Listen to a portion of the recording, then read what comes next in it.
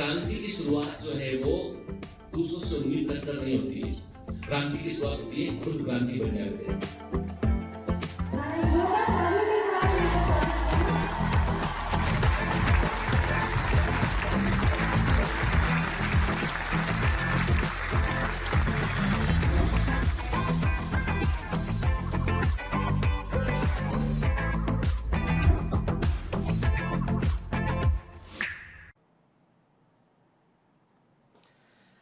Hello commanders, welcome to biomentors classes online. I am doctor Jitendra Singh. तो चलिए आगे continue करते हैं ह्यूमन हेल्थ एंड डिजीज में। तो पिछली क्लास में हमने काफी कुछ बात किया बेटा इम्यूनिटी के ऊपर। हमने देखा कि कैसे हमारा इम्यून सिस्टम काम करता है। हमने देखा कि जो है वो किस प्रकार के बैरियर पाए जाते हैं इननेट इम्यूनिटी में, उस पर बात किया हमने। एक्वायर्ड इम्यूनिटी के ऊपर हमने बात किया। तो चलिए उसी सीरीज में आगे हम कंटिन्यू करते हैं। तो पिछली क्लासेस में हमने इम्यूनिटी के बेसिक कॉन्सेप्ट को बेटा समझा के। तो हमने जैसे देखा हमने कि क्या रोल प्ले करती है हमारी स्किन, क्या रोल प्ले करता है म्यूकोसा, ठीक है ना। फिर पिछली क्लास में हमने एंटीबॉडीज के ऊपर ही बात किया, हमने टी सेल के ऊपर बात किया और हमने बी सेल के ऊपर बात किया। तो आज पहला क्वेश्चन आपसे यह कि आपको बताना है कि टी सेल में टी का मतलब क्या है और बी सेल में बी का मतलब क्या है। यानी बीटा सेल्स में बी का मतलब क्या है और टी सेल में टी का मतलब क्या है, यह आप मुझे बताएंगे। इसमें से कौन सी, इनमें से कौन सी वो सेल्स हैं, इनमें से कौन सी वो सेल है जो कि ह्यूमरल इम्यूनिटी में भाग लेती है और कौन सी वे सेल्स हैं जो कि सेलुलर इम्यूनिटी में भाग लेती है। कि आपको बताना है बी सेल और टी सेल में बी और टी का मतलब क्या है और इनमें से कौन सी सेल्स ह्यूमरल इम्यूनिटी में भाग लेती है, कौन सी सेल्स सेलुलर इम्यूनिटी में भाग लेती है और कौन सी वो सेल होती है जो एंटीबॉडी को प्रोड्यूस करती है, जो एंटीबॉडी को प्रोड्यूस करती है, उनको भी बतलाना है आपको। ठीक है ना, क्लियर। चलिए फिर हमने पहले भी बात किया था कि एवरीडे, हर दिन हमारा शरीर जो है वो कई सारे माइक्रो ऑर्गेनिज्म से जूझता है। हर दिन हम हजारों लाखों की संख्या में वायरस से, बैक्टीरिया से मुकाबला करते हैं और भी माइक्रोब से मुकाबला करते हैं, लेकिन इनमें से केवल कुछ जो है वो भी यदि एक निश्चित डोज के ऊपर होते हैं, इसको हम क्या बोलते हैं, इसके लिए वर्ड यूज करते हैं इनोकुलम डोज करते हैं। इनोकुलम डोज का मतलब होता है एक निश्चित क्वांटिटी, माइक्रो ऑर्गेनिज्म की एक निश्चित क्वांटिटी जब शरीर के अंदर पहुंचती है तो वो बीमारी पैदा कर पाती है। यदि उससे कम क्वांटिटी होगी तो बीमारी पैदा करने का सामर्थ्य जो है, एबिलिटी उसकी कम होती है।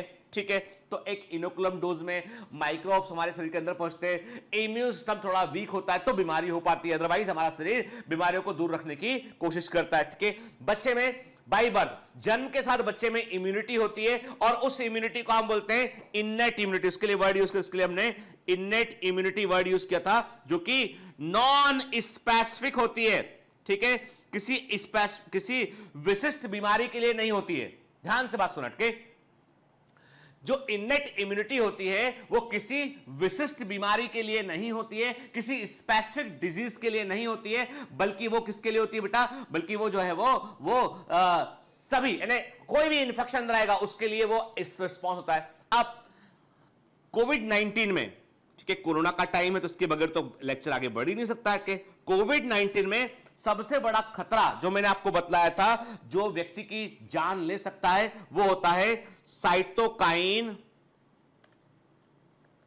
स्टॉर्म। याद है ना, पहले हमने बात भी किया इसके, साइटोकाइन स्टॉर्म के, यानी बड़ी मात्रा में साइटोकाइंस निकलते हैं और ये उन सेल से निकलते हैं जो वायरस इन्फेक्टेड सेल होती हैं। वो कुछ ऐसे केमिकल्स रिलीज करती है और जो केमिकल जो है जनरली इंटरफेरॉन्स होते हैं, जो आसपास की सेल्स को जो है वो वायरस के लिए इम्यूनिटी को डेवलप करने में हेल्प करते हैं, लेकिन साथ ही साथ ये केमिकल बड़े पैमाने पर इम्यून सिस्टम को एक्टिवेट करते हैं, चालू कर देते हैं उनके, और इतना बड़ा तेज रिएक्शन होता है कि लंग्स के अंदर जो है वो फ्लूइड इकट्ठा होने लगता है, क्योंकि इम्यून सिस्टम बहुत तेजी से रिस्पॉन्स कर रहा होता है और इस कारण कई बार जो है सांस लेने में दिक्कत होती है, सीवियर डिजीज में कन्वर्ट होता है।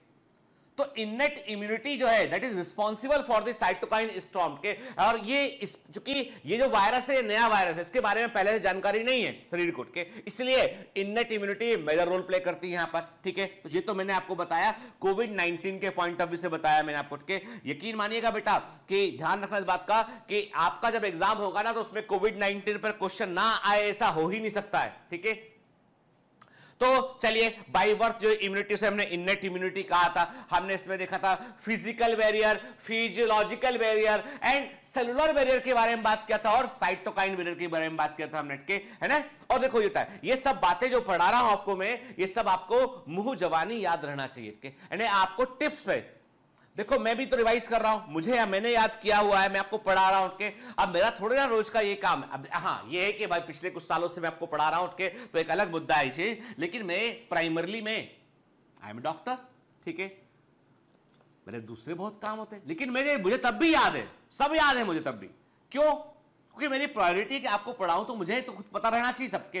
तो इसीलिए आपका चूंकि एग्जाम है तो आपको तो और ज्यादा याद रहना चाहिए, है ना बेटा, ठीक है। तो याद रखिए, तो मैंने क्या कहा, इननेट इम्यूनिटी में 4 बैरियर है, physical barrier, physiological barrier, cellular barrier और साइटोकाइन बैरियर, क्या, ठीक है। देखिए अब थोड़ा अलग तरीके से बात कर रहे हैं हम, चार्ट देखिए। हमने कहा इननेट डिफेंसेस, ठीक है, इननेट इम्यूनिटी की बात कर रहे हैं यहाँ पे, ठीक है। तो मैंने क्या कहा, जो फिजिकल बैरियर है, सरफेस बैरियर है, स्किन हो गया, म्यूकस मेम्ब्रेन हो गया, ठीक है ना बेटा। फिर इंटरनल डिफेंसेस की बात करें इसमें हम, तो मैंने क्या कहा आपसे कि आपके फिजियोलॉजिकल बैरियर होते हैं, ठीक है, देन सेलुलर बैरियर होते हैं, ठीक। फिर क्या होते हैं, इंटरकाइंस होते हैं, आपके साइटोकाइंस होते हैं, आपके इंटरफेरॉन होते हैं। तो अब यहाँ पे हमने इन सबको, यानी जो फिजियोलॉजिकल बैरियर हो गया आपका, सेलुलर हो गया, साइटोकाइन बैरियर, उनको हमने इंटरनल डिफेंस में शामिल किया। Phagocyte, natural killer cells, inflammation, anti microbial protein, ठीक है ना, फीवर, ये सब। तो फीवर का क्या इंपॉर्टेंस है, ये भी हमने पिछली क्लास में बात किया था कि फीवर जो है पायरेक्सिया, यानी फीवर के लिए क्या वर्ड यूज करते हैं बेटा, हम फीवर के लिए जो वर्ड यूज करते हैं पायरेक्सिया वर्ड का हम इस्तेमाल करते हैं। फीवर के लिए हम पायरेक्सिया वर्ड का यूज करते हैं, क्या, इसलिए जो बुखार कम करने वाली दवाएं होती है उनको हम एंटीपायरेटिक मेडिसिन कहते हैं। तो एंटीपायरेटिक मेडिसिन क्या होती है, जो बुखार कम करने वाली दवाएं होती है, और जो दर्द कम करने वाली दवाएं होती है उनको क्या बोलते हैं, हम जो है एनाल्जेसिक्स बोलते हैं उनको। एनाल्जेसिक मेडिसिन क्या होती है, दर्द कम करने वाली दवाएं होती है, ठीक है ना बेटा, ठीक है। तो याद रखिए, जो नॉर्मली आप जो दवा इस्तेमाल करते हैं, नॉर्मली आप जो दवा क्रोसिन इस्तेमाल करते हैं, कैल्पॉल यूज करते हैं, नॉर्मली आप जो पैरासिटामोल यूज करते हैं, पैरासिटामोल आप जो दवा यूज करते हैं, it is a very good antipyretic but weak analgesic. क्या, ये एक अच्छी एंटीपायरेटिक दवा है, लेकिन ये भी दर्द को कम करती है, पर दर्द को ये ज्यादा कम नहीं कर पाती है। It is A comparatively weaker analgesic, ठीक है ना, क्लियर। जबकि जैसे एक दवा होती है आइबुप्रोफेन, ब्रूफेन के नाम से मिलती है, ब्रूफेन, ठीक है। ब्रूफेन या आइबुप्रोफेन जो होती है, it is a powerful pain killer, एक good analgesic and good antipyretic also, एक अच्छी एंटीपायरेटिक भी होती है। कोई भी दवा डॉक्टर की सलाह के बगैर नहीं लेना चाहिए। आपको बता दूं मैं, पैरासिटामोल का हायर डोज लेने पे, पैरासिटामोल जो एंटीपायरेटिक दवा है उसका भी हायर डोज लेने पर हिपेटिक कोमा हो सकता है, लिवर अचानक से काम करना बंद कर सकता है, खतरनाक है। और इसके अलावा एक और खतरनाक बीमारी हो सकती है, वो है स्टीवन जॉनसन सिंड्रोम के स्टीवन जॉनसन सिंड्रोम, एसजेएस के। आप देखिएगा नेट गूगल करके, स्टीवन जॉनसन सिंड्रोम पैरासिटामोल के रिएक्शन हो सकता है। इसलिए जो चलते फिरते दवा आप खाते हैं ना, तो इसको कभी भी जो है इन दवाओं को डॉक्टर के सलाह के साथ ही खाना चाहिए। दूसरा, never take alcohol with the medicine. कोई, मतलब मैं आपको नहीं बोल रहा हूं, मैं किसी भी को भी जिसको आप देखते हैं, कोई भी इस तरह की दवा खाते हैं तो एल्कोहल उसके साथ में कंजम्पशन उसका नहीं होना चाहिए, ठीक है। फिर अब ये जो इननेट इम्यूनिटी है, ये तो बॉडी में शुरू से प्रेजेंट है, यानी फ्रॉम द बिगिनिंग प्रेजेंट है। एक होती है एडॉप्टिव डिफेंस, होता है मतलब जिसको शरीर ने अर्जित किया है, समय के साथ सीखा हमने। देखो बचपन से कैसे होते हैं, यदि हम ह्यूमन बीइंग की, मनुष्य की लाइफ की बात करें, तो बचपन से क्या होता है, बचपन से हमको समझ में आता है कि हमारे आसपास के लोग हैं, कि हमको बिल्ली से डर लगता है, जब छोटे बच्चे होते हैं, कि डॉग से कई बार सड़क पे बड़ा डॉग दिखता है, डर जाते हैं उसको देख के, हमके कुछ हमें खतरा लगता है तो रोने लगते हैं, घर में दौड़ के आ जाते हैं मम्मी पापा के पास में। ऐसे ही करते हैं बच्चे, छोटे बच्चों को देखना, ठीक है, अकेले कमरे में मान लो उनको डर लगा तो दौड़ के जाएंगे, मम्मी मुझे डर लग रहा है, बैठ के। ये तो नेचुरल टेंडेंसी है, लेकिन that trust on so many person. अब आपको बता रहा हूं रियलिटी के, कई बार छोटे बच्चे जो होते हैं उनके साथ में बड़ा कुछ लोग जो जान पहचान वाले होते हैं, ठीक है, छोटे बच्चों को जो है के साथ में जो है वो फैमिली के, में ऐसा लगता है कि फैमिली के, ये फैमिली फ्रेंड के जैसे हैं, है ना, परिवार में ये जो जानने जो है वो फैमिली में घुले मिले, लेकिन वो परिवार नहीं। याद रखना बेटा के, कोई भी व्यक्ति जो परिवार में जो ब्लड रिलेशन में नहीं है ना, वो एक्चुअली में भले ही अच्छे मित्र हों, कई बार क्या होता है, कई बार ऐसी घटनाएं देखी गई हैं कि वो छोटी बच्ची है, छोटा बच्चा है, उसके साथ में जो है वो कुछ जो है वो गलत हरकत किया तो बच्चा डर गया उठ के, उस बच्चे के मन में एक भय बैठ गया हमेशा के लिए कि अरे ऐसा होता है। इसलिए बच्चों को स्कूल में ट्रेनिंग दी जा रही है, आजकल बच्चों को बताया जाता है कैसे बच्चों को जो है वो यानी गलत टच क्या होता है, सही टच क्या होता है, इसके बारे में बताया जाता है। और ये घटनाएं आजकल बड़ी कॉमन हो गई। तो बच्चा क्या होता है, वो अपनी लाइफ में एक चीज सीखता है कि ट्रस्ट नहीं करना, डर उसके मन में एक भय बैठ जाता है। मैंने देखा बहुत सारी, मैं तो चूंकि डॉक्टर हूं, कई लोग कैसे ऐसे देखता हूं, तो मैंने क्या देखा, मैंने देखा कि there are so many girls, कुछ ना कुछ ऐसा घटा जिसके बाद बाहर निकलना कम कर दिया, लोगों से मिलने में डर लगने लगा के, मतलब एक अजीब, अरे एक व्यक्ति को आपने साइकोलॉजिकली कन्फाइंड कर दिया क्योंकि उसके एक्सपीरियंस बड़े बुरे थे, अनुभव बड़े बुरे थे। और हर व्यक्ति वैसा हो जरूरी नहीं है, लेकिन शुरुआती कुछ लोगों ने यह सिखा दिया। हमारा शरीर जो होता है ना, वो भी वैसे ही व्यवहार करता है। उसको शुरू में सब पे ट्रस्ट है कि कोई मुझे नुकसान नहीं करेगा, एक नेचुरल इम्यूनिटी प्रेजेंट है कि डर लगा, दौड़ के भाग गए, घर में आ गए के। लेकिन जब देखा कि कोई आया, मेहमान बनकर आया, जानकार बन के आया और उसने बीमारी किया और हमको गंभीर बीमार कर दिया, अब शरीर समझ गया कि ये जितने लोग हैं ये सब जो है वो ठीक नहीं है। तो बॉडी ने अपनी इम्यूनिटी डेवलप कर दी। अगली बार जब आएगा वो कहेगा तुम परिवार के सदस्य नहीं हो, तुम हमारे बॉडी के अंदर के मेंबर तुम नहीं हो, तुम बाहरी हो, तुम खतरा बन सकते हो, ट्रस्ट नहीं करेगा। ठीक है, तो बात इतनी सी है कि एडॉप्टिव डिफेंस जो होता है ये शरीर हमारा सीखता है कि ये सीखता, कैसे सीखता है। एक तो सीखता है ये वैक्सीन लगा दो तो आप सिखा दो उसको, वैक्सीन पर बात करेंगे आगे हमके। और एक बीमारी होने पर सीखता है उठ के। इसमें भी दो तरह का सिस्टम है, एक है ह्यूमरल इम्यूनिटी जो ब्लड के अंदर एंटीबॉडी के माध्यम से होती है, और ह्यूमरल इम्यूनिटी के लिए बीटा सेल रिस्पॉन्सिबल होते हैं। और उत्तर देना हो जो क्वेश्चन पूछे उसके, बीटा सेल में बीटा का मतलब है वर्सा ऑफ फैब्रिकस, ठीक है ना, और टी सेल में टी का मतलब है थाइमस, यानी वो वर्सा ऑफ फैब्रिकस के एनालोगस होमोलोगस ऑर्गन में मैच्योर करते हैं अपने आप को, और ये टी सेल अपने आप को थाइमस में मैच्योर करते हैं। थाइमस बॉडी में ऐसी ग्लैंड है जिसका साइज जन्म के समय बड़ा होता है और जैसे जैसे उम्र बढ़ती है साइज छोटा होने लगता है। इसीलिए अधिक ओल्ड एज में थाइमस का साइज काफी कम हो जाता है। अधिक ओल्ड एज में इन्फेक्शन जो है बॉडी में दोबारा होने लगते हैं। अधिक ओल्ड एज में बॉडी का इम्यूनिटी कम हो जाता है और इसीलिए कई बीमारियां खतरनाक बन जाती है, क्योंकि थाइमस जो है वो साइज में रिड्यूस हो चुका है। ठीक है, छोटे बच्चों की इम्यूनिटी हायर साइड होती है because thymus is large in size, ठीक है ना, क्लियर। तो ये उम्र के साथ घटने वाली ग्लैंड होती है। तो सेलुलर इम्यूनिटी टी सेल से होती है, ह्यूमरल इम्यूनिटी बी सेल से होती है। इस पर हमने ऑलरेडी बात किया हुआ है। हमने कहा आपसे कि हमारी जो इनेट इम्यूनिटी की बात करें उसमें हमने कहा स्किन की बात की, म्यूकोसा की बात की, हमने कहा स्किन हुआ, हेयर हुआ, म्यूकस हुआ, ये सरफेस के डिफेंस होते हैं। हमने ये भी देखा था कि हमारी बॉडी में जो स्वेटिंग होता है वो स्वेट के अंदर भी देयर आर सम केमिकल्स जो कि हमको हमारे स्किन पर इंफेक्शन को रोकते हैं। इसके अलावा हमने ये भी देखा हमने कि जो स्वेट की बात की हमने, फिर हमने स्किन की लेयर में हमने कहा था कि आउटर लेयर जो होती है स्ट्रेटम कॉर्नियम, वो लेयर जो है वो क्या होती है, केराटिन जमा होता है उसके अंदर और उस पर आसानी से बैक्टीरिया ग्रो नहीं कर पाते हैं। ठीक है, इस पर भी हमने बात किया था। ठीक है, ठीक, ये सारी चीजें हम देख चुके हैं बेटा के। और मैंने आपको अभी याद, ध्यान दीजिएगा, अभी जो है जब तक ये चैप्टर चल रहा है मैंने परफॉर्मेंस एनहांसमेंट शीट में आपको काफी कुछ कंटेंट दिया है। मैंने पूरा इंडियन वैक्सीन का शेड्यूल दे रखा है, उसको एक बार बेटा ध्यान से देख लेना। Out of the box question कई बार उसमें से पूछा जाता है। तो जितनी चीजें, और कई मैंने आपको शीट में जो है वो थोड़े से इमेज वाले चार्ट या इमेज वाले स्ट्रक्चर दिए, स्ट्रक्चर रखी, इमेज रखी मैंने, ताकि आप उसको मेमोराइज कर सकें। ठीक है, तो परफॉर्मेंस इनहांसमेंट सीट को आप व्यर्थ ना समझें। बगैर बताए किसी दिन बगैर बताए मैं किसी वीक आपका टेस्ट लूंगा और सिर्फ क्वेश्चन परफॉर्मेंस इनहांसमेंट सीट से दूंगा। तो फिर गाना मत गाना, ये नहीं आता, ये एनसीईआरटी से नहीं है, मुझको नहीं बना, सर तो ऐसा कर रहे हैं, तो फिर गाना मत गाना, समझ गए ना।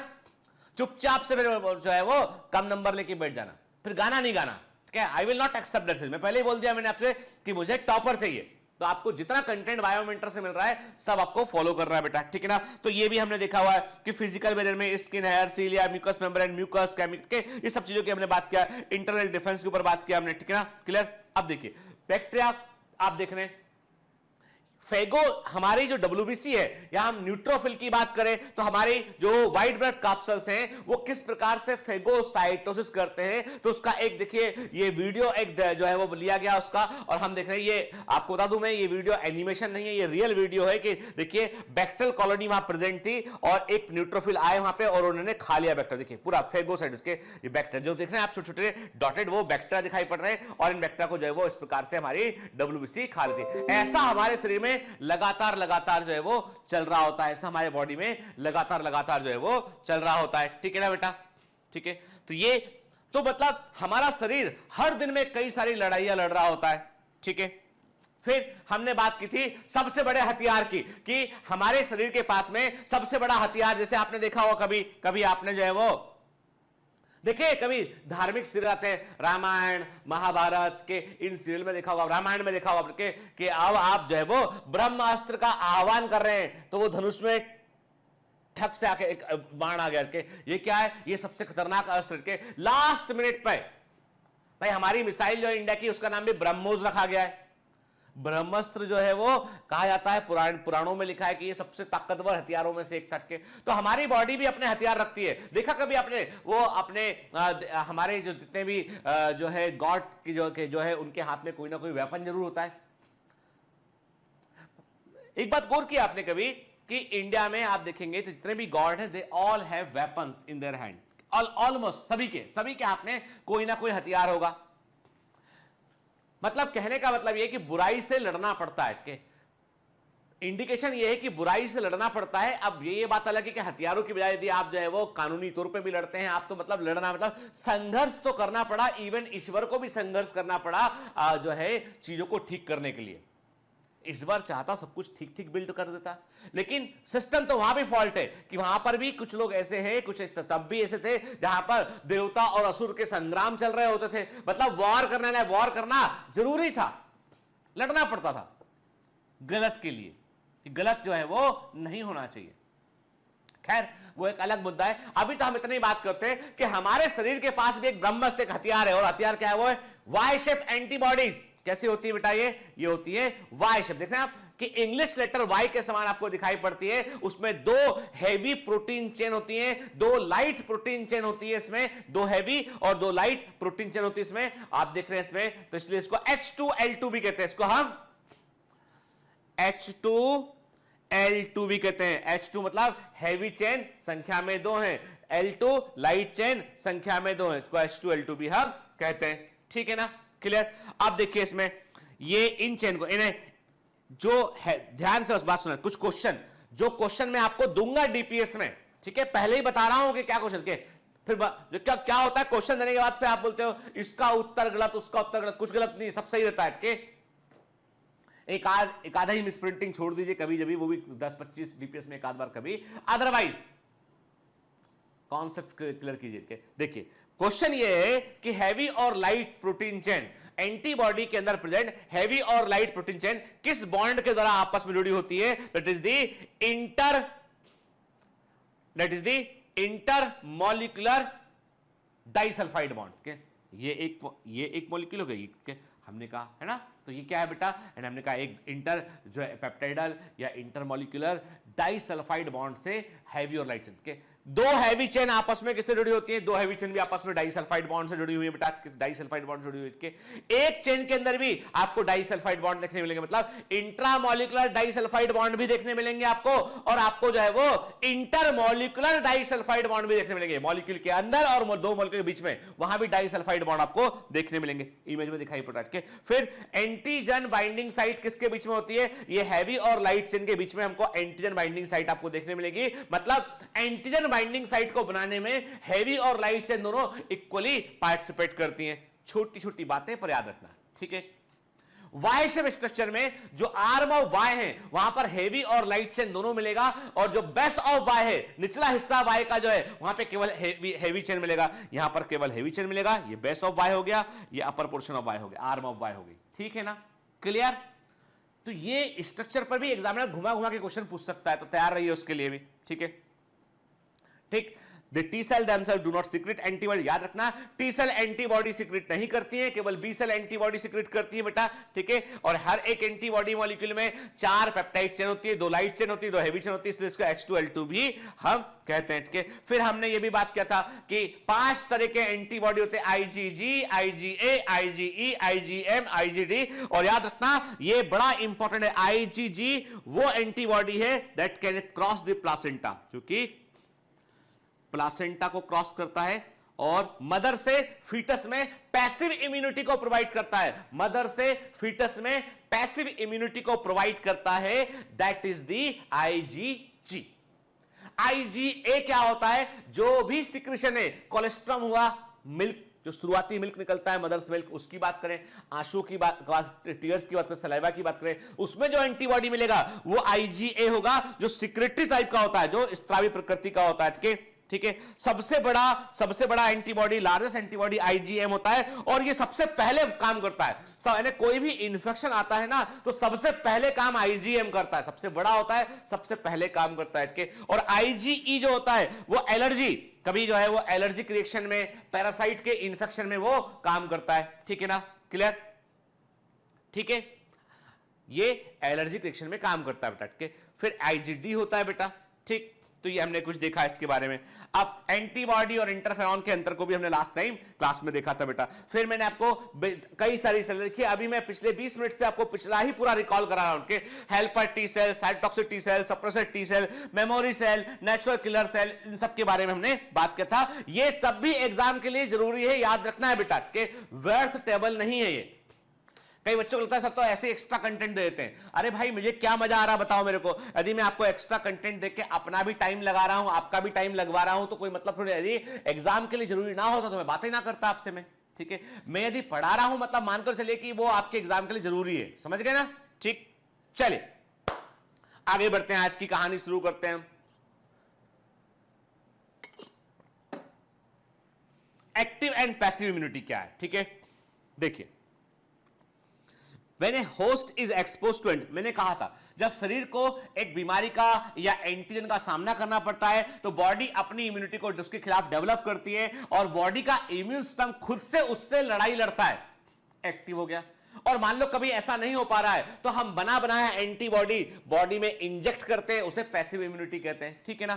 क्या लिखा देखिए एनसीईआरटी में, When a host is exposed to an antigen which may be in the form of living or dead microbe और अदर प्रोटीन, ठीक है, जो क्या हो सकता है, वो लिविंग फॉर्म में हो सकता है, डेड फॉर्म में हो सकता है, किसी प्रोटीन के फॉर्म में हो सकता है, किसी एंटीबॉडी के किसी एंटीजन के ऐसे एटीट्यूड एंटीजन के फॉर्म में हो सकता है। उसके खिलाफ क्या होगा कि हमारा शरीर जो है वो एंटीबॉडीज को प्रोड्यूस करेगा। इस तरह की इम्यूनिटी को हम एक्टिव इम्यूनिटी कहते हैं। एक्टिव इम्यूनिटी का मतलब यह है कि हमारा शरीर जब किसी संकट का सामना करता है, कोई माइक्रो ऑर्गेनिज्म लिविंग या डेड हम अपने शरीर में आने देते हैं, या कोई भी तरह का प्रोटीन हमारी बॉडी में आता है जो उस माइक्रो ऑर्गेनिज्म से जुड़ा हुआ होता है, तो हमारी बॉडी का इम्यून सिस्टम जो है एक्टिव हो जाता है उससे लड़ने के लिए, ठीक है, एंटीबॉडी को प्रोड्यूस करता है। याद रखना, एक्टिव इम्यूनिटी इज स्लो, क्योंकि टाइम लगता है, हमारे इम्यून सिस्टम को पहले समझना पड़ता है, समझने के बाद फिर वो क्या करता है, वो उसकी सेल्स को अपने लड़ने के लिए सेल्स को बनाता है। तो एक्टिव इम्यूनिटी स्लो होती है, याद रखना, वेरी वेरी IMP, भूलना नहीं, ठीक है। And take time to give its full effective response, ठीक है ना। जैसे injecting the microbe deliberatory using immunization और infectious organism gaining access into body during natural infection induces active immunity। अब देखिए क्या बात थी, मतलब यदि आप चाहते हैं एक्टिव इम्यूनिटी, यदि आप चाहते हैं एक्टिव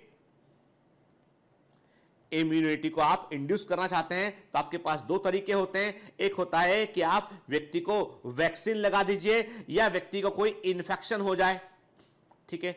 इन्फेक्शन हो जाएगा तो बॉडी अपने आप समझ जाएगी उस बीमारी के बारे में, और जैसे मैंने कहा ना, मम से एक बार हो गया दोबारा लाइफ में कभी नहीं होगा वो उठ के, ठीक है ना। तो एक बार इन्फेक्शन हो गया तो उसके बाद दोबारा वो नहीं होता। चिकन पॉक्स, मम सब ऐसे ही है, लेकिन बीमार होकर सीखना ये तो बेहतर तरीका नहीं है। तो साइंटिस्ट ने क्या किया, इसी नॉलेज का इस्तेमाल किया और वैक्सीन का इस्तेमाल किया। तो वैक्सीन जो होता है वो और इन्फेक्शन वो हमारे बॉडी के इम्यून सिस्टम को एक्टिवेट करते हैं और हमारी बॉडी एक्टिव इम्यूनिटी को डेवलप कर लेती है। इसमें थोड़ा वक्त लगता है, स्लो प्रोसेस है, लेकिन फाइनली बॉडी इसको डेवलप कर लेती है, ठीक है। When ready-made antibodies are directly given to protect the body against foreign agent, it is called the passive immunity. अब हमारे पास वक्त नहीं है, कोई इन्फेक्शन हो गया है और उस इन्फेक्शन के कारण पेशेंट की हालत बिगड़ रही है, तो अब क्या करें? अब क्या बॉडी के इम्यूनिटी को डेवलप करने का इंतजार करेंगे? तो हो सकता है पेशेंट को इन्फेक्शन इतना फैल जाए कि वो कंट्रोल ही ना हो। तो क्या करते हैं हम बने बनाए रेडीमेड एंटीबॉडीज को हम बॉडी में इंजेक्ट करते हैं। यानी वैसे में क्या करते हैं हम बने बनाए एंटीबॉडीज जो है उनको हम इंजेक्ट करते हैं और उससे क्या होता है, उससे जो है इमीडिएट रिस्पांस मिलता है। It is fast acting and immediate response के एकदम तेज रिस्पांस मिलता है इसमें के। रेडीमेड एंटीबॉडी को हम जो है बॉडी को प्रोटेक्ट करने के लिए डायरेक्टली गिव देते हैं, तो उसे हम क्या बोलते हैं, पैसिव इम्यूनिटी कहते हैं। ठीक है। Do you know why mother's milk is considered very essential for the newborn infant? क्योंकि ये बच्चे को पैसिव इम्यूनिटी प्रोवाइड करता है, पैसिव इम्यूनिटी प्रोवाइड करता है और इसके अंदर इम्यूनोग्लोबिन ए होता है। ठीक है ना। ठीक है। इसके अलावा कई फैक्टर पाए जाते हैं जो बच्चे को इम्यूनिटी को बूस्ट करते हैं उनके, तो इसलिए मदर्स मिल्क जो न्यूबॉर्न बेबी के लिए बेहतर होता है। ठीक है। The yellowish colostrum secreted by mother during the initial days of lactation has abundant antibody IgA to protect the fetus, the infant। ठीक है ना। मैंने कहा ना इन्फेंट को शुरुआत में जो मदर्स मिल्क होता है वो येलोइश कलर का होता है, डार्क होता है और वो उसको हम कोलेस्ट्रम कहते हैं और ये बच्चे को इम्यूनिटी प्रोवाइड करता है, IgA इसके अंदर होता है। The fetus also receives some antibodies from their mother through the placenta during pregnancy और ये एंटीबॉडी क्या होती है IgG होती है। लिख लेना IgG होती है। ठीक है। ये किसके एग्जांपल हैं? ये बॉडी के द्वारा दी जाने वाली पैसिव इम्यूनिटी के नेचुरल एग्जांपल हैं। Natural example. Vaccine is a artificial thing.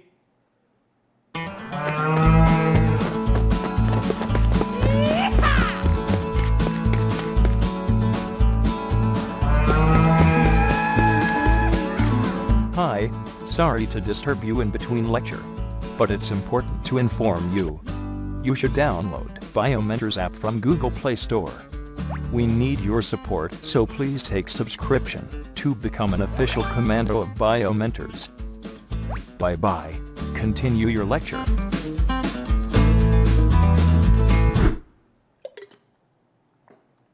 ठीक है बेटा, क्लियर? चलिए अब बात करते हैं हम वैक्सीनेशन के ऊपर बात करते हैं, इम्यूनाइजेशन की बात करते हैं हम। ठीक है। ये क्या है बेटा? ये हम आर्टिफिशियली हम जो है वो जो इंजेक्ट कर रहे हैं। देखो वो तो पैसिव इम्यूनिटी का एग्जांपल हो गया बेटा। अब यहां पे क्या कर रहे हैं, यहां पे हम एक्टिव इम्यूनिटी की बात कर रहे हैं, जो आर्टिफिशियल तरीके से हम इंड्यूस कर रहे हैं। ठीक है। द प्रिंसिपल ऑफ इम्यूनाइजेशन और vaccination is based on the property of memory of the immune system. देखिए सिंपल सी बात है कि जो भी वैक्सीन का सिद्धांत है वो केवल एक चीज पर बेस्ड है, याददाश्त के।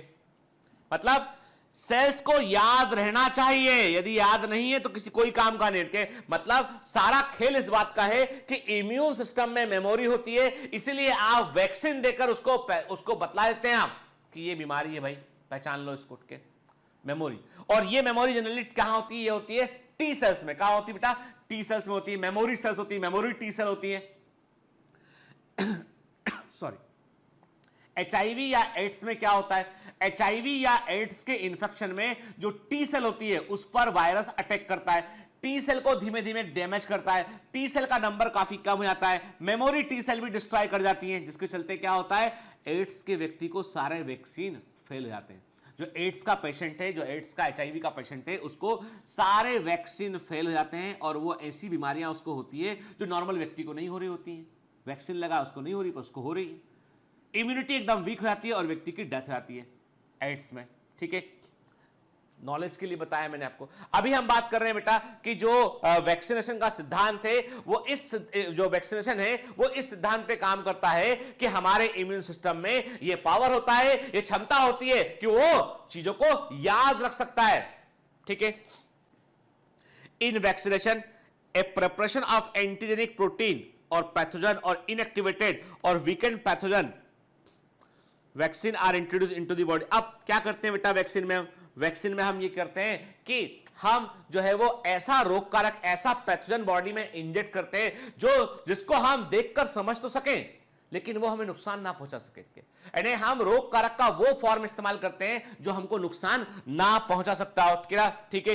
क्लियर? मतलब वैक्सीन जो है वो वैसे काम करता है इसमें के, और जैसे ही इसको देखते हैं तो हमारी बॉडी में इन एंटीजन के खिलाफ एंटीबॉडी बनता है। अब आप बोलोगे सर थोड़ा सा क्लियर बताइए, और थोड़ा सा और क्लियर इसको समझाइए। चलिए हम इस पे एक एग्जांपल लेते हैं।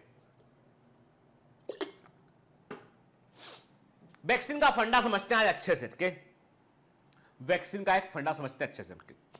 चलिए, क्या होता है बेटा, एक बच्चे का जब जन्म होता है, सुनना बात, कहानी अभी भूल जाओ, अभी पढ़ रहे हैं, अभी तो हम कहानी पर बात करेंगे। के जब एक बच्चे का जन्म होता है तो जन्म के समय शरीर को नहीं मालूम है कि दुनिया कितनी बेरहम है, कितने तरह के बैक्टीरिया हैं बाहर, कितने तरह के वायरस बाहर है, कौन कौन मेरा दुश्मन है, शरीर को कुछ नहीं मालूम। के वो अबोध बालक जिसका जन्म हुआ है, कुछ नहीं मालूम उसको। जैसे ही उसका जन्म हुआ, डॉक्टर ने बोला कि भाई देखो ऐसा है, छोटे बच्चे को कई सारी बीमारियों से बचाना है, तो हम एक काम करते हैं, हम इसको वैक्सीन लगाते हैं, ठीक है? अब ये वैक्सीन क्या होते हैं? छोटे बच्चे को जन्म के साथ ही वैक्सीन लगाना हमने क्यों शुरू कर दिया? तो इसके लिए हम एक कहानी का इस्तेमाल करेंगे। कहानी ये है कि हम जो है कहीं ट्रेन से कहीं ट्रेवल करने वाले हैं, कहीं ट्रेन से हम जाने वाले हैं। आपने सोचा चलो भाई एक काम करते हैं कि बहुत पढ़ लिए, बहुत जो है कोरोना बड़ा हो गया, अब जो है सब कुछ ठीक हो गया है देश में, कि एक दिन सोकर सुबह उठे, खबर आई अखबार में कि corona is gone, there is no corona in India, कोई कोरोना इन इंडिया में खत्म हो गया, ठीक है? सब हम लोगों ने सबने जो है मास्क का इस्तेमाल किया, हैंड सैनिटाइजर इस्तेमाल किया, हम लोगों ने के सबने सब्र से काम किया। कोई भी व्यक्ति जो है वो चिन्ह पर मास्क लगा के नहीं घूमा, प्रॉपर मास्क लगा के घूमा के, सबको वैक्सीन लग गया, and corona now become a history, खत्म। मामा के घर चलते चलो, बच्चों का फेवरेट जगह मामा का घर होता है, ठीक है? पता नहीं ऐसा क्यों है कि चाचा का घर या ताऊ का घर वो कम फेवरेट जगह होती है एज कंपेयर टू दी मामा का घर। शायद से इसलिए कि मम्मी वहां पर अपने आप को व्यस्त कर लेती है ज्यादा, और अपने को फुल आजादी मिल जाती है, इसलिए मामा का घर बेस्ट घर होता है। तो आपने कहा चलो मामा के घर चलते हैं, तो मामा के घर जाने के लिए जो है आपने रेलवे स्टेशन में पहुंचे आप। अब रेलवे स्टेशन में वहां पे आप जो है वो ट्रेन, भारत में ट्रेन आपका टाइम था कि आज जो है ये ट्रेन जो है वो आपका 8 बजे का टाइम है ट्रेन का। तो आपने कहा कि देखा पता क्या ट्रेन राइट टाइम है। भारत में राइट टाइम ट्रेन भी 30 मिनट लेट आती है, राइट टाइम ट्रेन भी 30 मिनट लेट आती है। यदि उसके पहले आ गई तो वो ट्रेन नहीं है, वो उन लोगों के साथ बेईमानी है जो 8 बजे ही घर से निकलते हैं। उनको मालूम है कि 8 साढ़े 8 तक ट्रेन आएगी, 8 बजे ट्रेन कैसे आ गई? वो सत्याग्रह आंदोलन हो सकता है उस पर कि टाइम पे ट्रेन कैसे आ गई। जापान में यदि 3 मिनट के ऊपर ट्रेन लेट हुई, more than 3 minute train late हुई, आपका टिकट का रिफंड मिलेगा। यदि 3 मिनट लेट हुई है लेकिन 10 मिनट के अंदर आ गई है तो 50% आपका रिफंड हो जाएगा। आपका जो टिकट होता है वहां पे डिजिटल टिकट होते हैं, आपका अकाउंट में वापस चला जाएगा पैसा, ठीक है? और यदि ट्रेन 10 मिनट के ऊपर लेट हो गई जापान के अंदर, तो पूरा 100% टिकट आपका रिफंड होगा और यात्रा भी कर पाएंगे आप, पैसा वापस, फ्री में यात्रा कीजिए 10 मिनट से ऊपर। लेकिन जापानी लोग जो है ना, एक बार भी मौका नहीं देते, हो एक बार भी मौका नहीं देते कि कोई आदमी फ्री में घूम ले। और ये पिछले 25 सालों से उन्होंने एक आदमी को एक बार मौका नहीं दिया। स्कीम बना के बैठे है ना, डोमिनोज के समान कि पिज्जा 30 मिनट के अंदर पिज्जा आएगा, नहीं तो फ्री। अरे 30 मिनट में एम्बुलेंस नहीं पहुंच रही कहीं से कहीं, पिज्जा आ जाता है लेकिन फ्री, नहीं तो फ्री। सोचिए।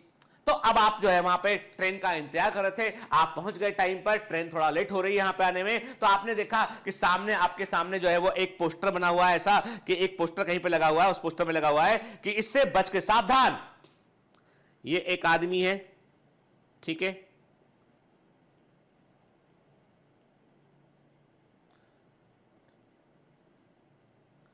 इसकी ये मूछे हैं, अभी मुंह कहां बना बेटा, मुंह ये बना रहे के, ये इसकी ऐसी मूछे हैं, ठीक है, बड़ी भारी टाइप की इसकी मूछे ऐसी, ठीक, और ये इसके कान है, ठीक है, सिर पे केवल 2 बाल है उसके, ठीक है। आप बोलोगे सर ऐसा आदमी कहां देखा?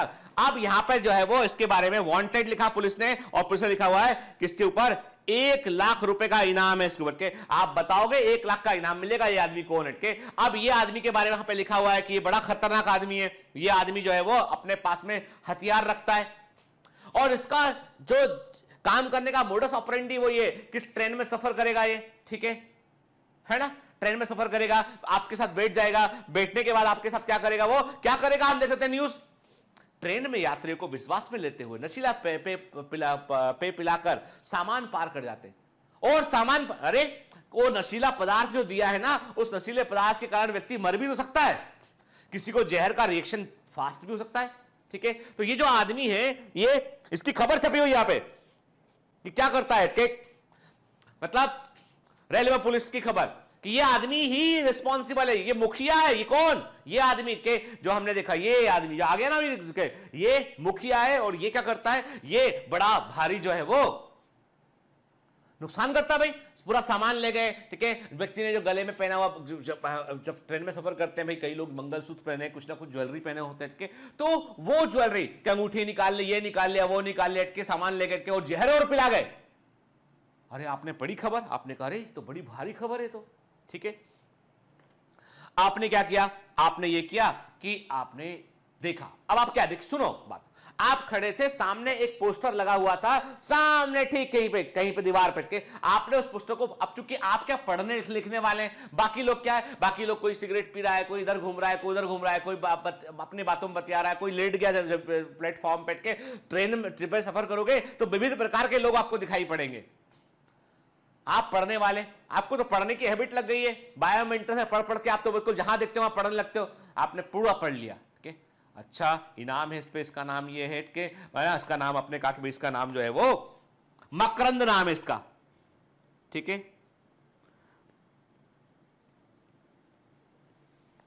मकरंद मूछ वाला बोलते हैं इसको, ठीक है। आपने कहा अच्छा ये मकरंद मूछ वाला जो है, ये आदमी जो है वो, या मकरंद मुच्छड़, ठीक है, ये वो आदमी है जो लोगों को ट्रेन में लूटता है। आपने फोटो देखा, अच्छे से देखा आपने। अब ट्रेन में आप बैठ गए, आया ट्रेन, बैठ गया, आपने क्या देखा कि अब आप सब लोग आए, अपना अपना सामान रखा के, अचानक आप अपने एक मैगजीन पढ़ रहे थे आपके, और अचानक से आपका नजर सामने गया कि आपकी सामने की सीट पे नजर गया आपका, तो आपको दिखाई पड़ा यार ये आदमी देखा देखा लग रहा है। आपने कहा अरे इसके सिर पे 2 बाल है, टिंग टिंग, आप पहचान गए। अरे आपने कहा यार ये तो कहां, अब आप चूंकि वो उसको एक बार पढ़ लिए थे आप उसको, लेकिन आपने उसको कोई ऐसा नहीं है कि दिल में बैठा लिया उस चीज को, बैठ के आपको कई बार होता है हम कुछ देखते पढ़ते हैं, हमें लगता है कहां देखा कहां देखा कहां देखा। आपने कहा कि अरे ये तो वही है मकरंद, मकरंद मुच्छड़, ये तो वही है, इसका पोस्टर देखा हुआ। लेकिन आपको देखा वो लाल आंखों से आपको देख रहा था कि सबको उठ के बैठ के मुस्कुरा भी रहा है। बेटा बैठ जाओ आराम से ना, फिर खिलाता बिस्कुट तुमको, उठ के पार्ले जी खिलाऊंगा बढ़िया तुमको, और उसके पार्ले जी खाना, उसमें जहर है पार्ले जी के अंदर, और उसके बाद हो जाना बेहोश। ट्रेन चली, अभी टीटी नहीं आया, आप अपनी जगह पे बैठे हुए हैं। उसने बिस्किट का एक पैकेट खोला, ठीक है, उसे मालूम है कि पहले ऊपर के 2 बिस्किट में जहर नहीं है, तीसरे बिस्किट में जहर है, चौथे बिस्किट में जहर है, 5वें उसके बाद जहर है। तो उसने पहला बिस्किट खोला, खुद खाया।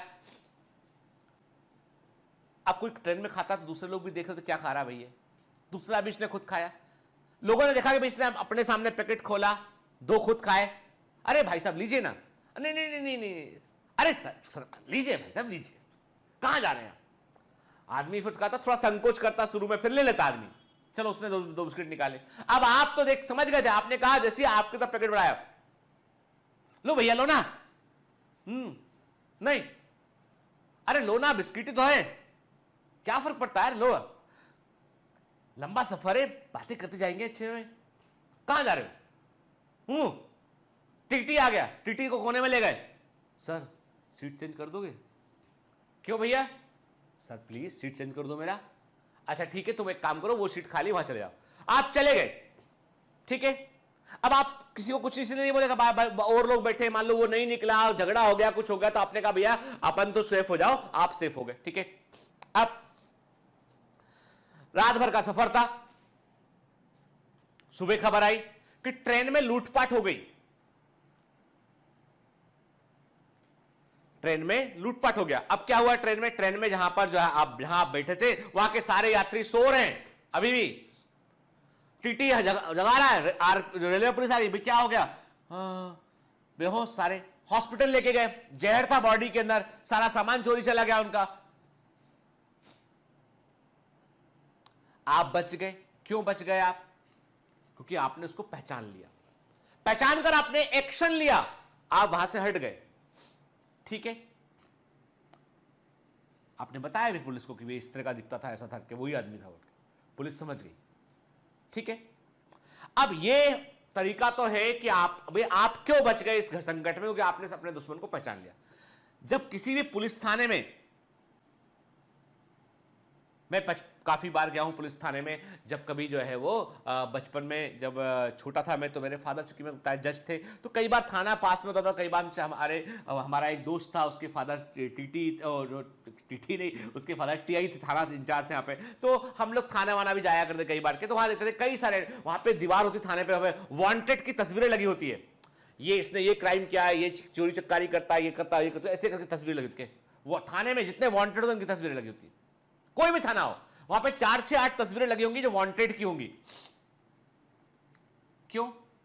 ताकि पब्लिक जान जाए। बीच में एक शो आया करता था, इंडियाज मोस्ट वांटेड, दिखाते थे उसमें कि इंडियाज मोस्ट वांटेड, ये लोग हैं, अपराधी हैं, ऐसे दिखाई देते हैं, इनसे बच के रहिएगा। ठीक है, जानकारी ही बचाव है, बात सही। थाने के फोटोग्राफ, आपका अनुभव, हम अब इसको वैक्सीन पर अप्लाई करते हैं। जब बच्चे का जन्म हुआ, जैसे ही बच्चे का जन्म हुआ, हमने बच्चे को वैक्सीन लगाया। जन्म होते के साथ ही हमने बच्चे के शरीर को बोला कि ले बेटा बीसीजी का वैक्सीन। क्या है? शरीर बॉडी ने पूछा क्या है? अरे देख लो, फोटोग्राफ है ट्यूबरक्लोसिस का। ये मतलब देखो, जो आपने देखा था रेलवे स्टेशन पर, वो एक फोटोग्राफ था, एक पोस्टर था। असली आदमी आपको कब देखने मिला? बाद में देखने मिला आपको। पहले आपने पोस्टर को देखा, आप आदमी को पहचान गए, इसलिए आप बच गए। आपके शरीर को भी हम एक फोटो एल्बम, मैंने हमारा इम्यून सिस्टम में जो मेमोरी सेल है, इमेजिन कीजिए उसके पास में एक एल्बम रखा हुआ है। उस एल्बम में शादी का एल्बम नहीं होता कि ये फूफा जी हैं, ये मामा जी हैं, ये मामा जी की लड़की है, ये हमारे दोस्त दूर के रिश्तेदार है, उनका लड़का है, ये हमारे पड़ोसी है, उनकी मदर है। पहचानते कि नहीं पहचानते? हम शादी का एल्बम देखते बार बार खोल के कि मैं कैसा दिख रहा हूं उठ के उसमें के, वो देखो पीछे जो ऐसे किया हुआ है वो मैं हूं। ठीक है, तो वैसी शरीर के अंदर भी एक एल्बम बना हुआ है। और उस एल्बम में क्या बेटा, उस एल्बम की जब बात करें तो उस एल्बम में जो है वो आपको उसमें फोटोग्राफ अरेंज हो रहे हैं। डॉक्टर ने बीसीजी का वैक्सीन लगाया, पहला फोटोग्राफ आ गया, शरीर ने क्या है, अरे पता नहीं क्या भेजा डॉक्टर ने, इनके शरीर ने क्या, इम्यून सिस्टम बोल रहा है, देखो क्या है।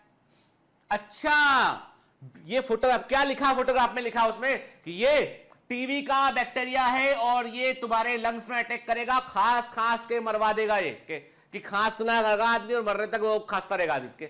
अच्छा, इतना खतरनाक है बॉडी के, इसका फोटो रखो संभाल के।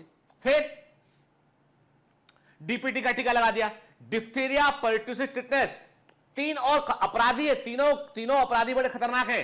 अच्छा, एक काम करो, एल्बम में जमा दो इसको। ठीक है, फिर ऐसे करके एमएमआर, डीपीटी, सारे टीके, रोटा वायरस, सबके टीके लगा दिए। शरीर के पास में एक बड़ा सा एल्बम बन गया है। अच्छा, सारे और जो वो एल्बम को संभाल के रखा गया कि इसको रखो संभाल के, लिम्फेटिक ग्लैंड में कहीं रखो संभाल के, इसको याद रखना है इसको। अब याददाश्त आ गई। वैक्सीन से क्या किया आपने? मेमोरी तैयार कर दिया आपने।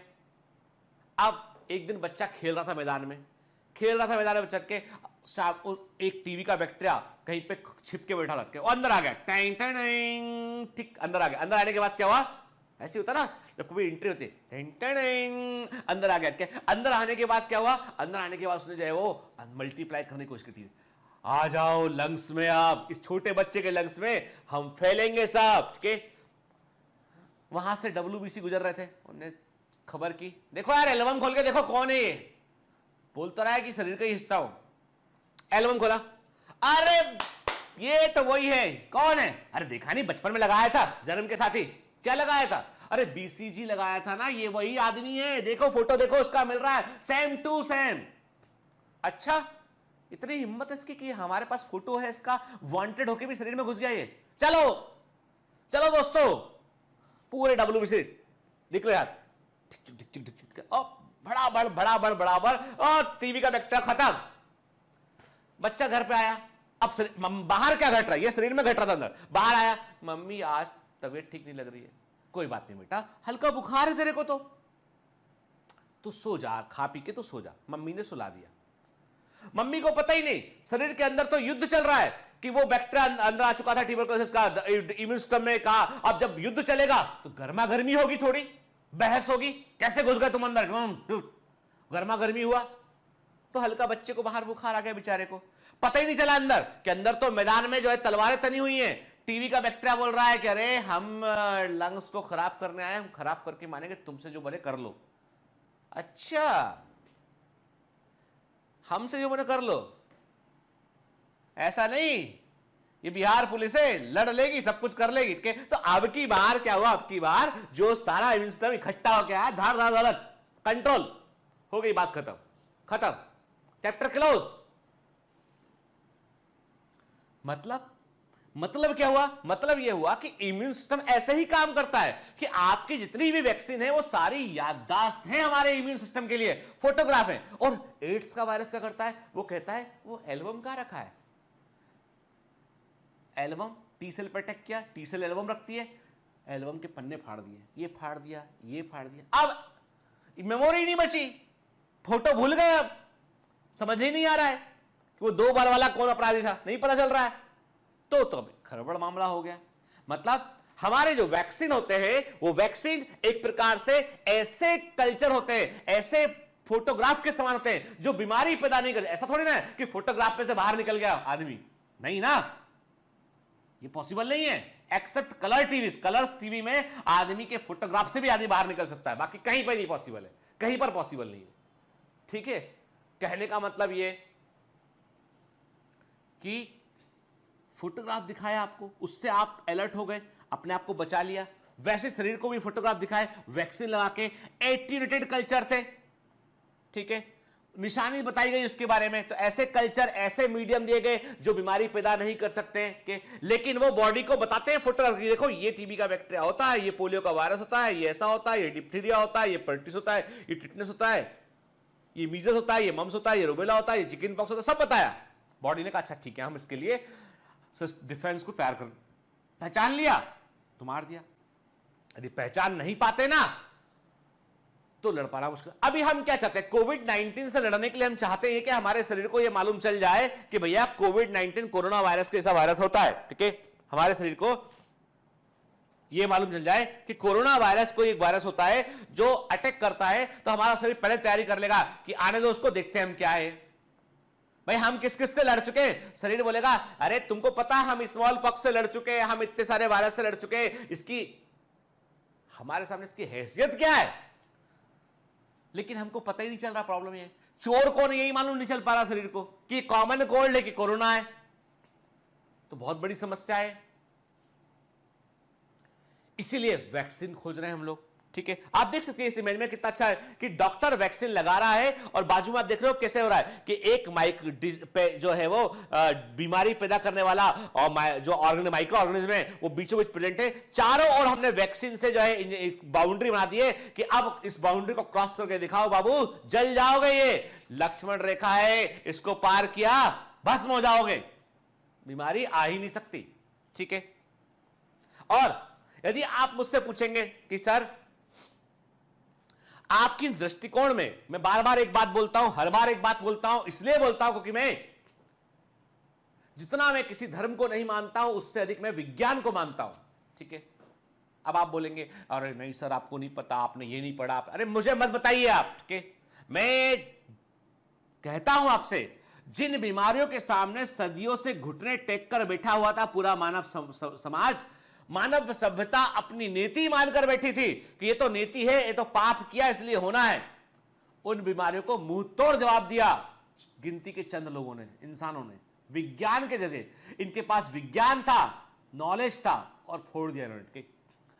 The war against small pox, आपको पता है, मैं आपको बताता हूं, चलिए आज हम थोड़ी बात करेंगे यार, है ना, ठीक है, आप रोकिएगा मत मुझे, ठीक है। जब मैं बोलता हूं तो सुनने का, बीच में टोकने का नहीं, ठीक है।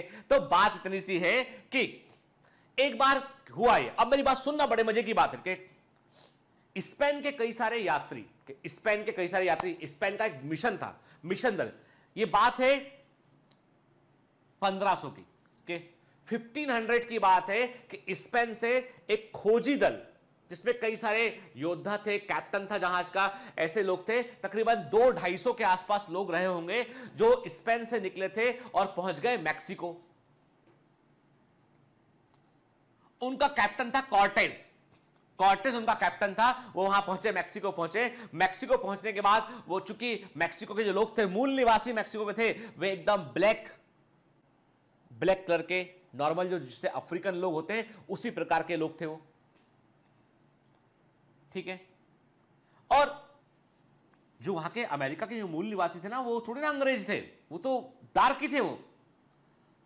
उन लोगों ने पहली बार देखा कि कोई बाहर से आया हुआ है, वो इनको देख के घबरा गए। उन्होंने कहा अरे ये कैसे लोग हैं, इनके बाल सुनहरे हैं, सूर्य के हैं, चमकते हैं, चेहरा एकदम गोरा है इनका, बदबू आती है इनमें से।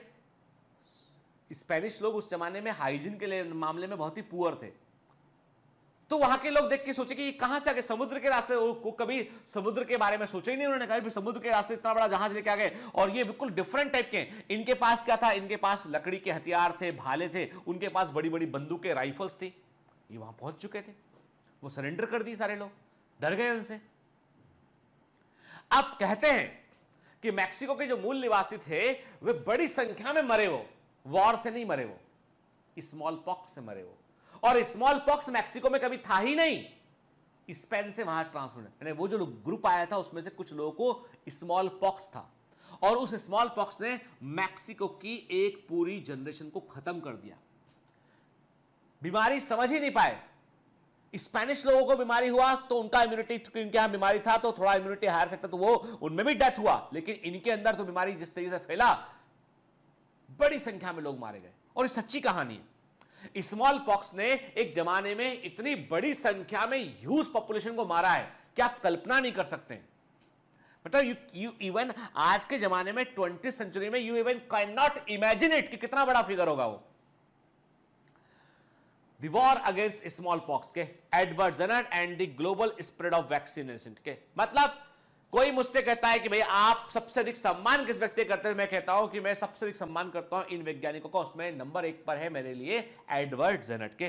कोई कहता है आपसे कि आप तस्वीर देखिए कि ये जो इसमें अपने बच्चे को वैक्सीन लगाते हुए उठ के और दूसरे लोगों को वैक्सीन लगाते हुए, एडवर्ड जेनर ने वैक्सीन खोजा, उन्होंने सबसे पहले अपने खुद के बेटे को वैक्सीन लगाया। उनकी वाइफ एग्री नहीं थी, उनकी वाइफ उनको यकीन नहीं था कि ऐसा हो सकता है।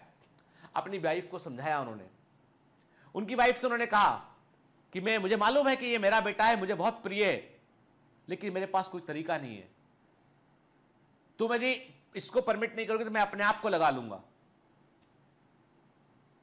वाइफ बोलती है उनकी कि मुझे लगा दो, बोलते नहीं, मान लो मुझको कुछ हो गया तो इन बच्चों का पालने के लिए कोई तो होना चाहिए, तो मैं तुमको नहीं लगाऊंगा, या तो अपने बेटे को लगाऊंगा या खुद को। बेटे को लगाऊंगा तो बेटे को बचाने के लिए मैं पूरी कोशिश करूंगा, या मैं खुद को लगाऊंगा। वाइफ उनकी जो है भारी मन से तैयार हुई, उन्होंने जो है फिर अपने बेटे को वैक्सीन को लगाया। उन्होंने अपने बेटे को जो काउ पॉक्स का जो वायरस था उसको उन्होंने जो है फॉर्मेलिन के साथ में डीएक्टिवेट किया। उन्होंने यानी काउ पॉक्स का वायरस निकाला, फॉर्मेलिन में डीएक्टिवेट किया, और फिर डीएक्टिवेटेड वायरस को अपने बेटे में लगाया उन्होंने। और उसके कुछ दिनों के बाद उन्होंने अपने बेटे को स्मॉल पॉक्स का जो इनोकुलम होता वो लगाया।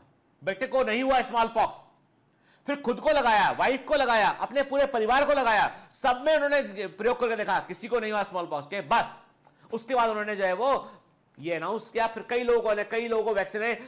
एडवर्ड जेनर के घर के बाहर लंबी लंबी कतारें लगी होती थी कि भाई स्मॉल पॉक्स से बचने का वैक्सीन लगाना है।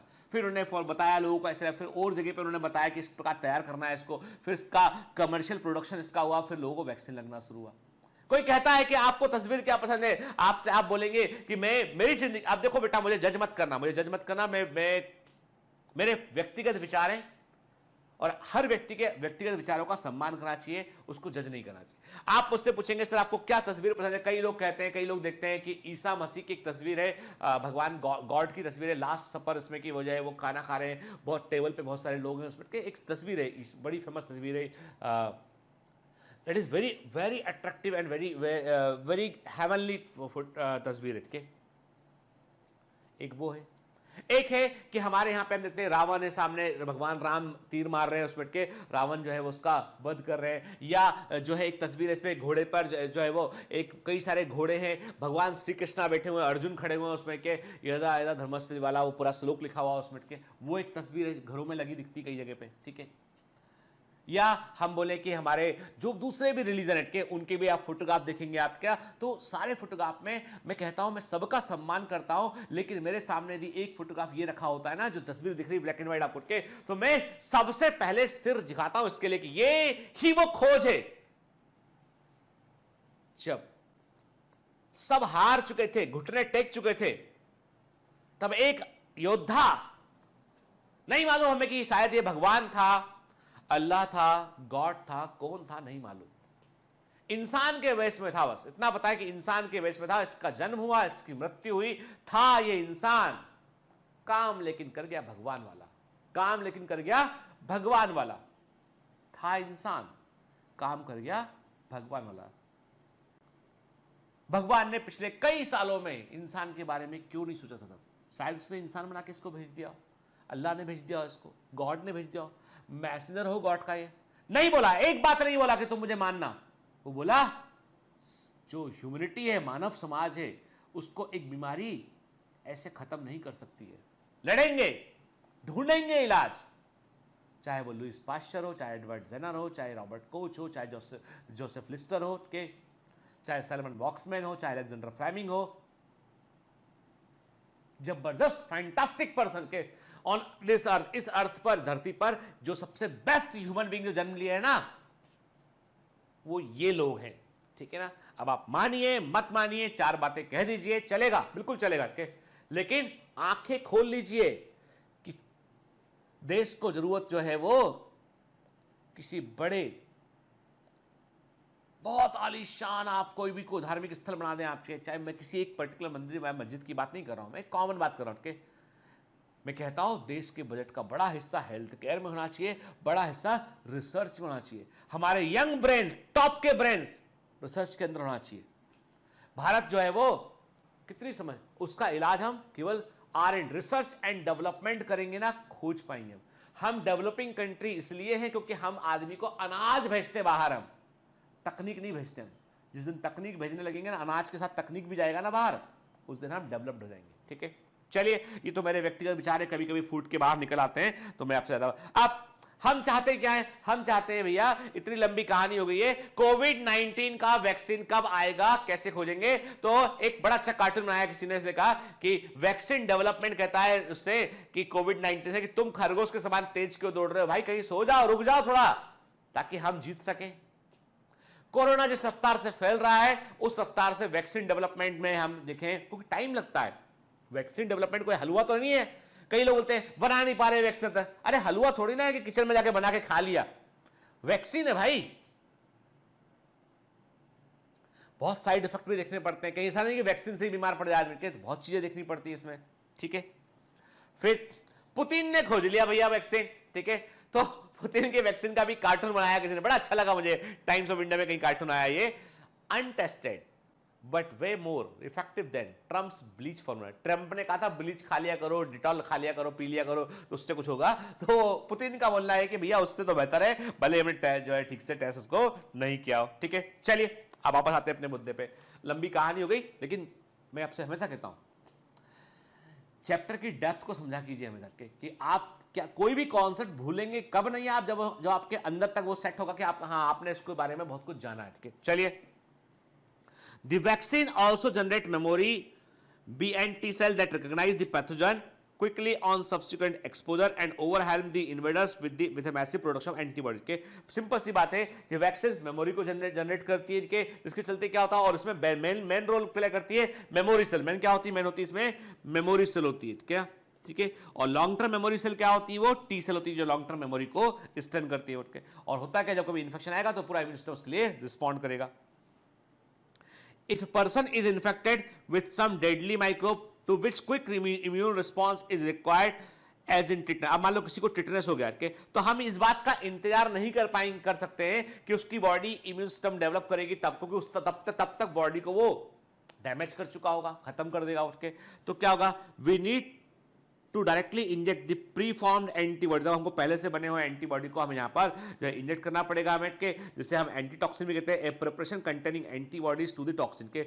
एंटीटॉक्सिन क्या होता है? टॉक्सिन के खिलाफ जो एंटीबॉडीज होती है उस प्रिपरेशन को हम एंटीटॉक्सिन कहते हैं। तो एंटीटॉक्सिन हो गया अपना के, या हम कहते हैं जो प्रीफॉर्म्ड एंटीबॉडीज है उसको हमें इंजेक्ट करना पड़ेगा के। Even in case of snake bite, जब सांप काटता है तो the injection which is given to the patient contain preformed antibody against the snake venom के। जब सांप काटता है तो भी व्यक्ति को जो वैक्सीन लगाते हैं, जो एंटीवीनम लगाते हैं, वैक्सीन नहीं बोलते उसको, एंटीवीनम क्या बोलते हैं उसको? It is not vaccine, it is the antivenom, इसके लिए हम वर्ड यूज करते हैं एंटीवीनम। हर जिला अस्पताल में, प्राइमरी हेल्थ केयर सेंटर में अवेलेबल होता है, क्योंकि गांव के अंदर सांप के काटने की घटनाएं काफी अधिक होती हैं, तो एंटीवीनम जो है वो दिया जाता है, वो भी प्रीफॉर्म एंटीबॉडी होता है, ठीक है। इस प्रकार के इम्यूनाइजेशन को हम पैसिव इम्यूनाइजेशन कहते हैं, ठीक है। जब हम पहले से बने हुए एंटीबॉडी को इंसर्ट करते हैं उसे हम पैसिव इम्यूनाइजेशन कहते हैं, उसके लिए हम पैसिव इम्यूनाइजेशन वर्ड का हम इस्तेमाल करते हैं, ठीक है ना, क्लियर। अब recombinant DNA technology has allowed the production of antigenic polypeptide of pathogen in bacteria और yeast के। देखिए आज हमारे पास में टेक्निक है कि हम बैक्टीरिया के जो के कैरेक्टर को समझकर, वायरस के नेचर को समझकर हम जो है वो with the help of bacteria and हमने क्या किया है, जो पैथोजन है, जो रोग कारक है, उस रोग कारक को, पैथोजन, जो पैथोजन है उसके रोग कारक को या उसके टॉक्सिन को समझने के बाद जो भी एंटीजन वो प्रोड्यूस करता है, एंटीजन हमेशा बाहर से आता है और वो बीमारी को पैदा करता है, तो जो एंटीजन है या टॉक्सिन है उसको पहचान कर उसके अकॉर्डिंग हम जो है वो लेबोरेटरी के अंदर भी रिकॉम्बिनेंट डीएनए टेक्नोलॉजी का इस्तेमाल करके बैक्टीरिया के हेल्प से, normally Escherichia coli bacteria use करते हैं, बैक्टीरिया के हेल्प से हम एंटीबॉडीज को प्रोड्यूस, हम जो है वो वैक्सीन को प्रोड्यूस कर सकते हैं के। The vaccines produced during this approach allow large scale production and hence greater availability for immunization के। अब प्रश्न उठता है क्यों ये अच्छा है? क्योंकि कारण ये है बेटा, जब आप रिकॉम्बिनेंट डीएनए टेक्नोलॉजी का इस्तेमाल करते हो तो उसमें क्या करते हो आप कि एक बैक्टीरिया के अंदर जो जीनोम होता है, प्लाज्मिड होते हैं, पढ़ा हुआ है प्रोकैरियोटिक सेल में हमने, बैक्टीरिया में एक मेन जीनोम होता है, एक प्लाज्मिड होता है। प्लाज्मिड के अंदर हम बाहर का डीएनए इंट्रोड्यूस करते हैं, वो डीएनए इंट्रोड्यूस करते हैं जो पैथोजन है, रोग कारक है, उसके उस टॉक्सिन को बनाने में हेल्प करता है, और वो टॉक्सिन का को जब हम जो है वो बैक्टीरिया के हेल्प से बना लेते हैं, उसी टॉक्सिन का इस्तेमाल हम करते हैं वैक्सीन के तौर पे। क्योंकि हमको क्या करना पड़ेगा, हमको इम्यून सिस्टम को बतलाना पड़ेगा कि ऐसा टॉक्सिन आएगा, उससे बचना, तो वो टॉक्सिन हम तैयार करते हैं लेबोरेटरी में बड़ी मात्रा में के, तो ये रिकॉम्बिनेंट डीएनए टेक्नोलॉजी कहते हैं। हेपेटाइटिस बी का वैक्सीन जो है वो रिकॉम्बिनेंट डीएनए टेक्नोलॉजी से बनाया गया वैक्सीन है। अभी जो कोविड-19 के वैक्सीन बन रहे हैं, जो कोविड-19 का वैक्सीन में बन रहा है वो है बन रहा है आरएनए इंटरफेरेंस के, इंटरफेरेंस टेक्नोलॉजी का यूज कर रहे हैं, इसमें आरएनए इंटरफेरेंस टेक्नोलॉजी का इसमें इस्तेमाल कर रहे हैं, और रिकॉम्बिनेंट, तो अलग अलग फॉर्मूले हैं इसके, लेकिन जो ऑक्सफोर्ड का वैक्सीन है बेसिकली आरएनए इंटरफेरेंस टेक्नोलॉजी पर उस पर काम कर रहे हैं वो लोग, ठीक है ना, क्लियर।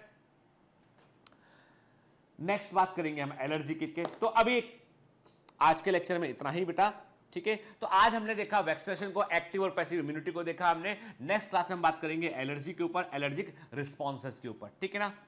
तो अभी ये क्लास में बेटा जो ये जो हमारा चैप्टर है, इसमें बहुत सारे विषय हम डिजीज कर चुके हैं, अभी हम इम्यूनिटी पढ़ रहे हैं। तो नेक्स्ट क्लास में हम कोशिश करेंगे कि हम इम्यूनिटी वाला हिस्सा पूरा कर लें, और उसके बाद जो है हम इंटर करेंगे कहाँ पर, हम करेंगे इंटर जो है वो जो एडिक्शन वाला हिस्सा है इसका, उसमें हम इंटर करेंगे। चैप्टर थोड़ा सा बड़ा है बेटा नॉर्मल चैप्टर की तुलना में, तो इसलिए थोड़ा सा वक्त इसमें लगता है, और लेकिन यही है कि ये chapter one of the very very important chapter में से एक है। चलिए पढ़ते रहिए, मेहनत करते रहिए, ऑल द बेस्ट।